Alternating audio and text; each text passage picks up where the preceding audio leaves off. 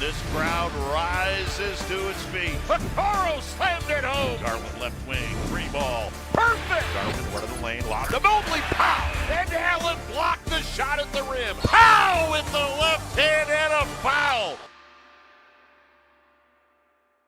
Media family, I'm your host, Justin Rowan.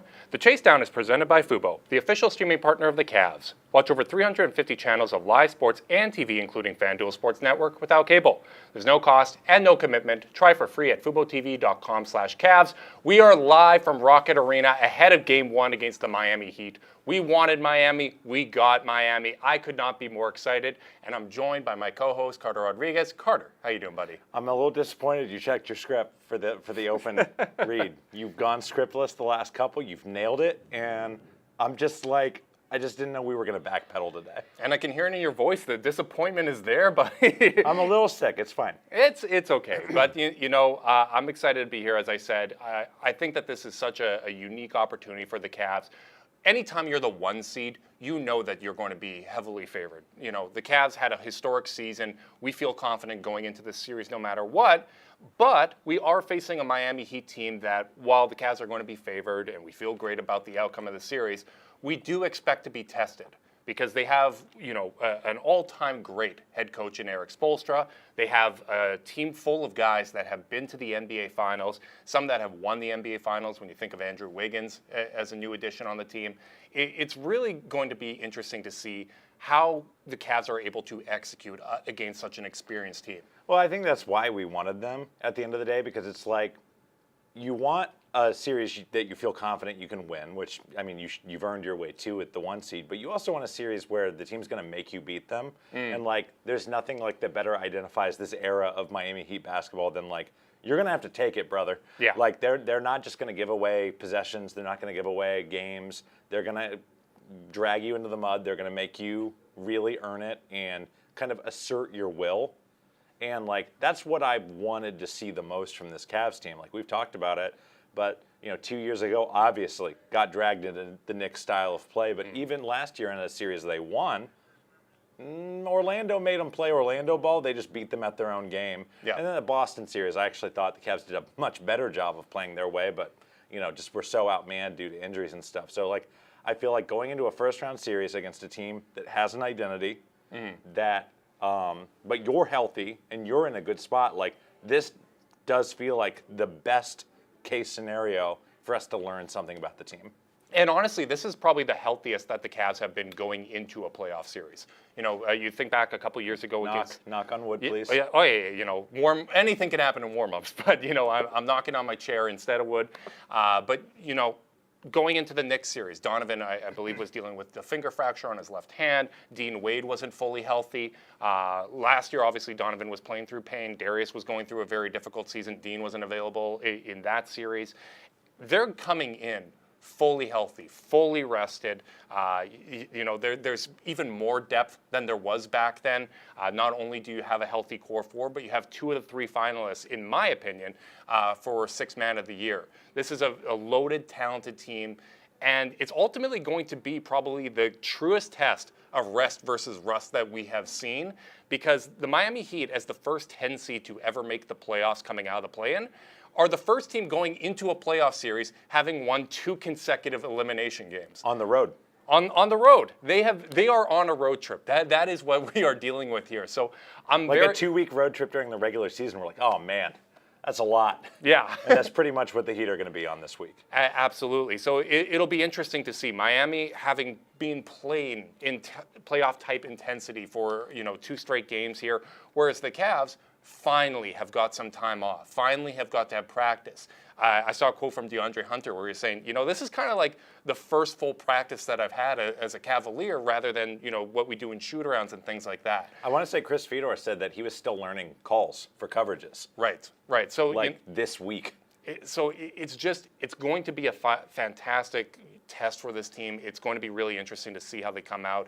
And I know I've made this point before, but when I think about how they're going to handle this time off prior to Game 1, I just think back to how we have seen them start the last few seasons. They always start strong.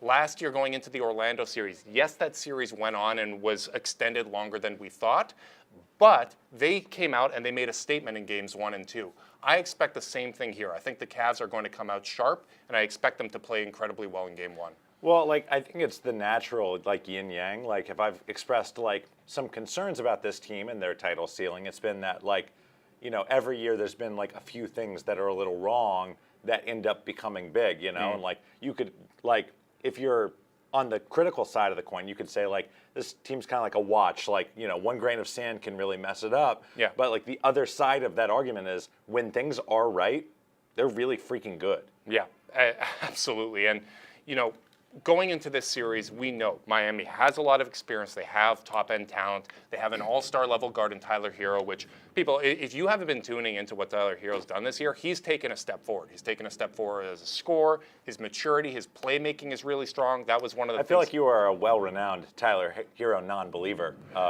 in the early days. I've been a skeptic, but, you know, I am willing to accept new information and change my opinions. Look at you, Tyler Hero, the Indiana You are a changed man. You're just a believer. I'm showing growth in my old age. I'm really proud of you, buddy. I'm proud of myself too, you know, and that's the most important thing. But, you know, I was really impressed by his playmaking in the play-in. But the thing is, the Cavs have that top-end talent advantage, right? Miami has an all-star guard. Cavs have 2 of them. Miami has, you know, an all-star candidate at center in Bam Adebayo. You know, I'm a big fan of him. A Team USA Right. player. Cavs have 2 of those. Cavs have 2 of those. And then when you go to the bench, let's be honest, Ty Jerome and DeAndre Hunter are probably starting caliber players on the Miami Heat. Ty Jerome would probably be starting over Alec Burks, who's been starting for Miami. The Keith Bogans Memorial starter spot, you know. Right. So from that standpoint, you have to have a lot of confidence going into the series because not only do you have, you know, the best player in the series in Donovan Mitchell, but you have so much depth when it comes to not only that top-end talent, but who's coming in off the bench. Yeah, I mean, at the end of the day, this is not like the sexiest analysis, but like this is a series the Cavs should win. They have the continuity advantage. This is a Miami team that changed their entire, you know, future mid-season when they traded Jimmy Butler. They have the talent advantage. To your point about the All-Stars, you know, they have the depth advantage. They have more guys that they trust in big spots and have all year. You know, they've got the experience advantage. A lot of these Miami guys that they're now relying on are, you know, it's just not the same class. They're starting a rookie in Khalil Ware.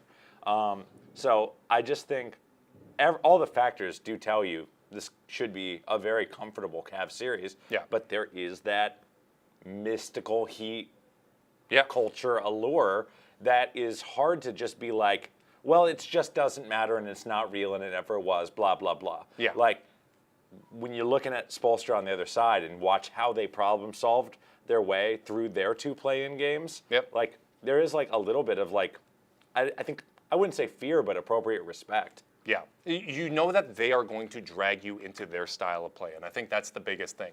If the Cavs' offense is humming and they're playing to the level that we have seen, I don't think Miami can keep up with that. But we have seen what Miami can do defensively. They are a top 10 defense overall. They're a top 10 half-court defense. They're going to try to drag you down into a lower scoring style because they're not able to generate offense consistently at that same level. But you're right. You have to have respect for the Miami Heat because even looking back to last year's playoffs, in my opinion, that Boston team that they got a road game off of in Boston, I think that is a better version of the Celtics than we've seen this season. And I think that's a worse version of Miami than we have this season. You know, Jimmy Butler wasn't in the lineup. He obviously won't be in this series either. But they at least have the pieces that they got from the Jimmy Butler trade. Davion Mitchell has played fantastic for them. Boy, does it feel like the Kings could have used a Davion Mitchell this year. Absolutely. And, you know, he's someone that has given both Donovan and Darius trouble at times and made them work for the buckets. Andrew Wiggins, we've seen how well he can play on a playoff run and how instrumental he was to the Warriors winning. So it'll be really interesting to see if Miami can have that effective, you know, defensive series and drag the Cavs offense down, because that's been our question, right? Can the offense translate to the same level in the postseason? It's the one aspect of this team that we have not yet seen at a consistent level. Yeah, it's a weird thing because, like, in some ways, I think, you know, Orlando would have been a tougher test for this offense, but without Jalen Suggs there, is there a better point of attack defender than Davion Mitchell at the guard level that they point. could have played among any of those 4 play-in teams? I don't think so. And like at the end of the day, when we say we're not so sure about the team's, offense or that's their thing to prove, I think really what we want to see them prove is beat the ball pressure. Yeah. Beat the teams that are trying to gunk you up with physicality. Like we've said it a lot, but there is kind of a beautiful irony in this team won a championship mucking up a beautiful game offense by playing ugly and grabbing and pushing and pulling, and now we're kind of that offense and need to figure out how to solve those problems. Yeah, it's going to be fascinating. The flip side of, hey, we got 4-star players and they got 2, is those 2 guys from Miami are going to be involved, right? Like it's very easy. We're running offense, Tyler Hero, Bam Adebayo, 2-man game. With Miami, I expect them to try to take away some of the Cavs players, whether that's, let's try to have an extended stretch where Evan Mobley's not getting enough touches or that they're forgetting about Jared Allen. Let's simplify the game and take one of the guards and one of the bigs out of it. And that kind of transfers over to my other real question about this series, which is, we're going to learn about Kenny Atkinson in the playoffs, and I'm fascinated to learn what lessons we're going to learn. How does his approach differentiate from the regular season approach? How deep does he go in the rotation? Does the rotation change up at all? Has there been aspects of this team that have been kind of kept in the back pocket until the playoffs? And whether it's a different plan of attack on offense, whether it's, going to less zone or more zone than we saw in the regular season. There's so much that I feel like we're yet to learn when it comes to Kenny Atkinson in the playoffs. Well, yeah, we just don't have a good sample of how he's going to work. Like, I do think he's going to run 10 guys to start. And I was lucky enough to get to chat with both Sam Merrill and Johnny Bryant on Friday.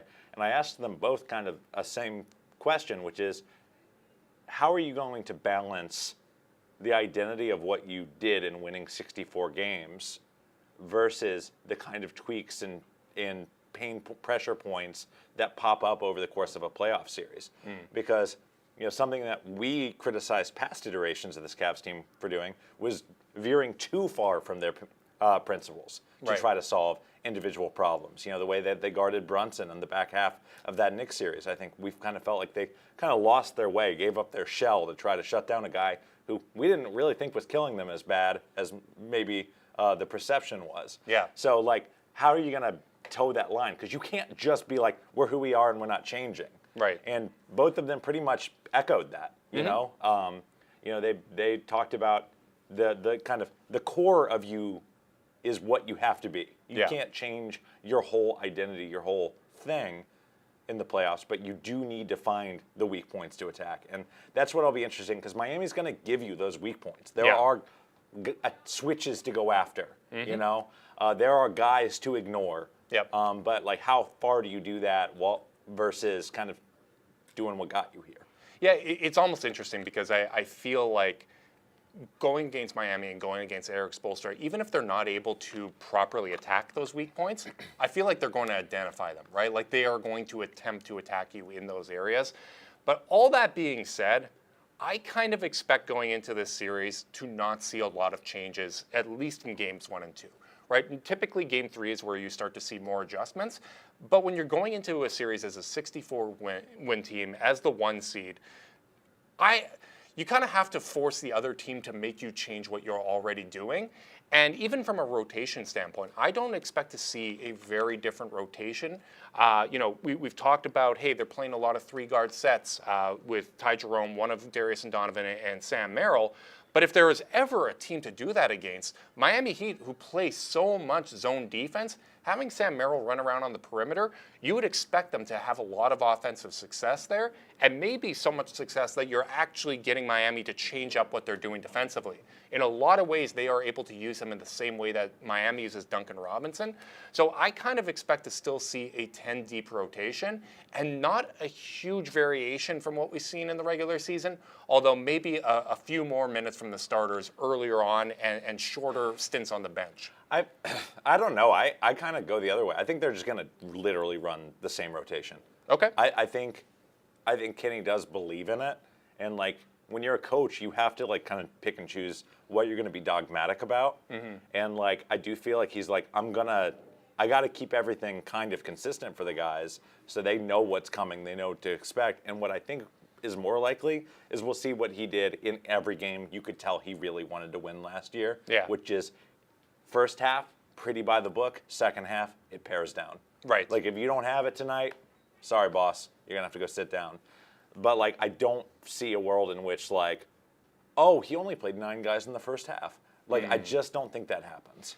And I think there's some wisdom with that approach, too, of, at least treating the first half of, we're going to let a lot of guys get an opportunity. We're going to see what feels good and what doesn't. Because, one of the benefits of the depth is that you can go to a variety of different guys depending on who is playing well, but you can't really suss that out unless you're giving guys real opportunities in the first half, right? Like, if they feel, I got a 2-minute opportunity to audition for the second quarter, they are going to make mistakes. They are going to play tight. You already have enough of kind of that pressure from the environment of the playoffs. You kind of have to play out the full first half of, I'm getting my normal rotations. This is what I was used to in the regular season.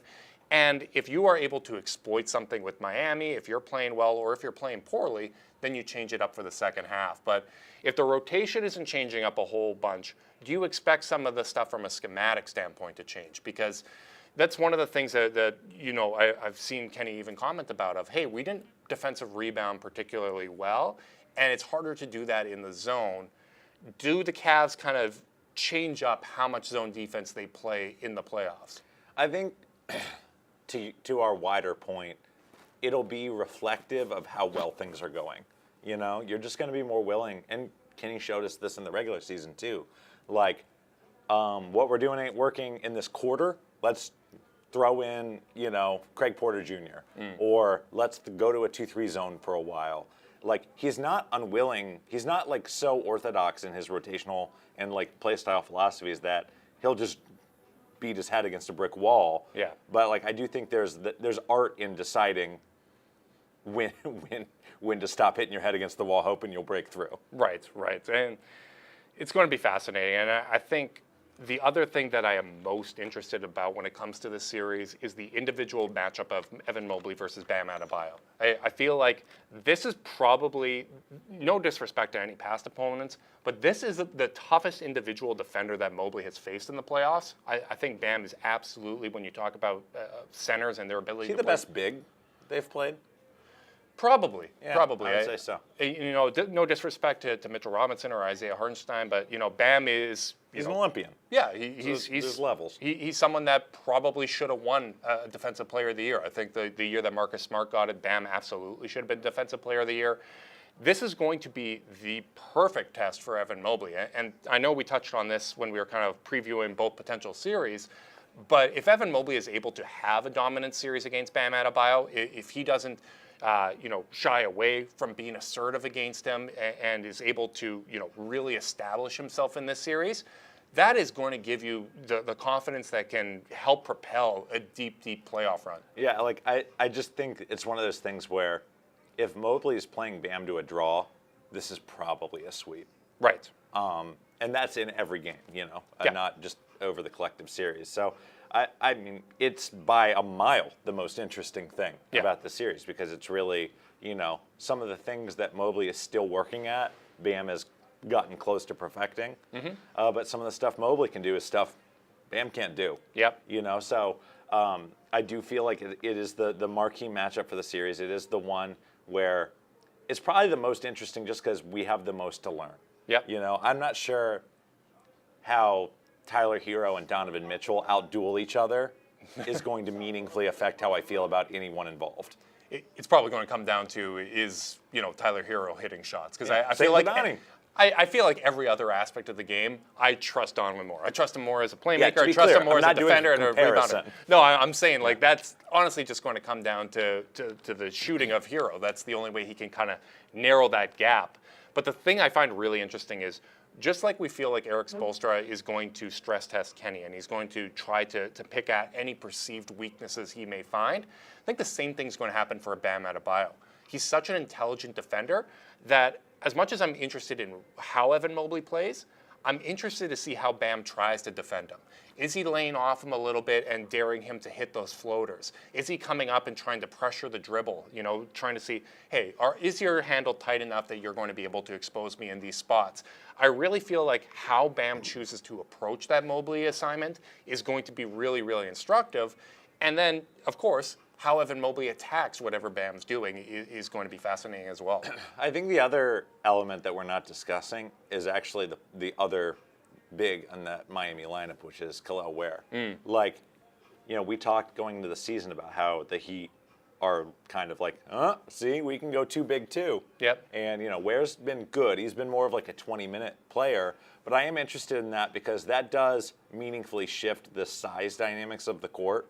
Where if you're playing him off the floor, and he, if you're getting to the second half and it's like, sorry, Kel'el, you're not your series, brother. Like, that'll be really interesting because now Bam is going to have to do more stuff on the defensive end than worry about Evan Mobley. Yeah. He's going to have to protect the rim. He's going to have to go switch. He's going to have to, or he won't be able to switch as comfortably because he won't have a big like Ware protecting the back line. So I think that's a sneaky underlined story of like how the two big lineups do. Because conceptually, Evan and Jarrett should play that guy off the floor. It should not be a draw. And that's probably one of the things that did not get tested in the play-in, right? Like when you think of all the injuries that Atlanta has, right? Clint Capella wasn't available. Jalen Johnson obviously wasn't available. Chicago, Patrick Williams played very, very poorly against Miami. Chicago just played very, very poorly. They just played poorly, but they weren't able to really stress test both bigs at the same time.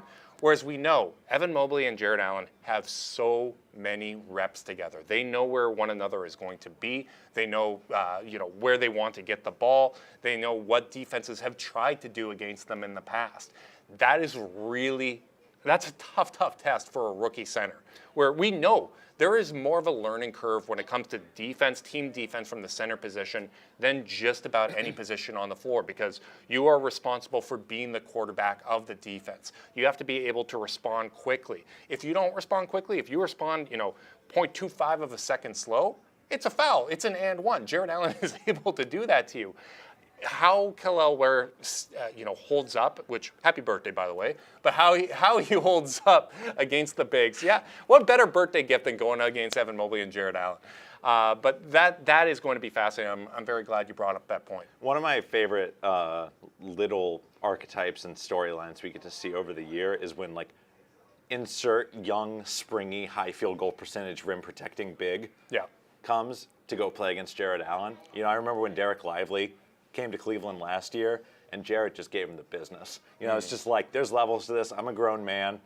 You're still learning your way. Yeah. And it's like, it is interesting because you would kind of assume, that archetype can kind of get flattened out in terms of their impact. Yeah. Everyone's good at protecting the rim and finishing lobs. And then you see all the little nuances and subtleties that Jarrett brings to the game that a guy like Ware is just literally doesn't know how to do yet. Yep. It's going to be that's a matchup I'm excited to see. And, feel like is very favorable for our boys. Yeah, and again, when people look at what Miami did in the play-in versus what they're going to face in the first round, I think that's one of the biggest differences is the amount of front court talent that the Cavs have. Because it's not just Evan Mobley and Jarrett Allen. When they go to the bench and you have DeAndre Hunter at the 4, we saw him be that zone buster against Miami in that last matchup. Miami's going to play a lot of zone. Hunter is more than capable and more than comfortable hitting those shots from the top of the key and forcing them out of those spots. We have a healthy Dean Wade that we're able to go to. We can play big if we want. You can get, Isaac Okoro on there for length. It's a much, much more dynamic roster for Cleveland than we've seen in the past couple of years. And you talk about the learning curve for bigs in the playoffs. We saw that with a better big than Kel'el Ware and Evan Mobley against the Knicks, right? I thought he was still fantastic defensively, but there were times where, he's feeling out his way. He's trying to read what Mitchell Robinson and Isaiah Hartenstein were doing as defenders. That's a tough ask for any rookie big man. I do want to double back to the bench because I do think if you were to ask me, because obviously I'm picking the Cavs to win this series. Okay. But don't say it like it was in question. I'm glad you picked that up. Obviously, I'm picking the Cavs to win the series. I actually do think if you had to say what's your number one predictor for what makes this a very fast series, it's if the Cavs bench kills Miami's bench. Yep. Because you look at Miami's starters, it's all very functional. They serve a purpose. I feel like their identity lives in their bench. Davion Mitchell coming and changing the rhythm of the game. Kyle Anderson coming in, changing the rhythm of the game, play his own speed. Yep. A guy like Duncan Robinson who just changes the way their offense works. Yeah. Haywood Highsmith is like the pick sixer on their defense. That is just like when things are going well, you're like, why is this 6'5" guy who can't shoot killing us? Yeah. Like, I feel like our bench is better credentialed than their bench from a talent level perspective, from like a national renown. If they win those minutes, I don't see how Miami can compete in this series. I feel like we've run into a couple of those, right? You said if Mobley plays Bam to a draw, we win the series comfortably. He can outplay Bam. That's more than possible. If the bench is not an advantage for Miami, which frankly it shouldn't be, I agree with you. I think that this should be a very short series. I'm really, really interested, and I think so much of this comes down to, will the offense translate to the playoffs? And for me, that goes beyond the three-point shooting, because I can see the Cavs running the offense. You miss some open shots. You haven't played a game in a while. I can see that, but I think it's more the process. How easily are they generating shots? Are they in rhythm? Do they look comfortable out there offensively? I think Are they getting clean catches? Yes. Is something I'm really looking for, because in the last two sets of playoffs, the pull-in, the grabbing while Darius is trying to come off a pin down and he's catching the ball off balance. Yeah. Like that stuff, I want to see crisp, tight movement where they're not spending the first half second of every touch just trying to orient themselves. Yep. Absolutely. And, sometimes the stats can be a little deceiving. Miami gives up a ton of three-point attempts. They're actually 29th in terms of how many of those attempts are wide open. They are at least getting a late contest. They are making you feel uncomfortable on the catch. So if the Cavs offense is able to look comfortable, if they're moving around freely out there and generating good looks, I think that is a really, really good sign. Because I think from a freedom of movement standpoint, if you're looking at what this playoff run could be for the Cavs, Boston allows high freedom of movement. They allow a lot of open threes. Indiana or Milwaukee in the next round, same kind of thing. Miami, that's the one team that is going to muck it up a little bit. I think Indiana falls into that category as well, frankly. I don't know so much in the half court. I do agree when they're able to generate that ball pressure and the way that they blitz, but I still think you are able to get clean looks against them. But I think that's a fair point to bring up. But I do think if you're able to do it against Miami, that really bodes well for what you are going to be able to do moving forward in the playoffs. Yeah, I mean, the prep is just going to be there for them. You know, they're going to know, how to get the Cavs off their game as best as the data shows. Yep. They've got the best scout team. I mean, they literally have a video coordinator as their head coach. Like, they're going to have grinded through all the tape. They're going to know every weakness, every bad tendency of every player. And, like, that's what I keep getting back to of, like, we've talked a bunch, to your point, we've made a bunch of things of, like, Cavs do this, they'll win. Cavs do this, they'll win. And most of those are even, like, almost neutral outcomes. Yep. I'm trying to figure out what the thing Miami does actively that wins them this series, because it just kind of does feel like if the Cavs can't solve problems. Yeah. Or Cavs can't get in there, can't get out of their own head. It feels like a series that the Cavs would have to lose. You're kind of coming around to my point. I know. Said before. I made fun of you. You made fun of me before. I said that no team coming into the 8th seed is going to be able to beat the Cavs. They would have to beat themselves. Look at you coming around. I'm so proud. I just didn't like your tone. That is a very fair point. And to me, I guess the only other question is, can this be the first dominant series for the Cavs, right? Like, we have seen, when you're in that 4-5 matchup, you're talking about two very even teams. It's come down to, who had a win on the second night of a back-to-back in March, right? That could define who has home court and who doesn't. This is a different animal. This is a 1 versus 8 seed. Can the Cavs come out, comfortably execute on both ends of the floor, benefit from this time off, benefit from being healthy, benefit from being the deepest and best version of this team that we have seen, and handle the Miami Heat? Do you have a series prediction for me? I'm going Cavs in 5. I think this Heat team are dark artist practitioners and can, they can just figure out how to steal games against teams that are way better than them. They always have. I don't know when it's going to come. Could be tonight. Who knows? Yep. But I just think, and I also have a little bit of withholding dad energy with this Cavs team. Where I'm like, hey, and in general, you want me to pick a sweep? Sweep someone. And I really do want to see them sweep. I do think that would meaningfully change the way I'm kind of looking at this team and their ceiling.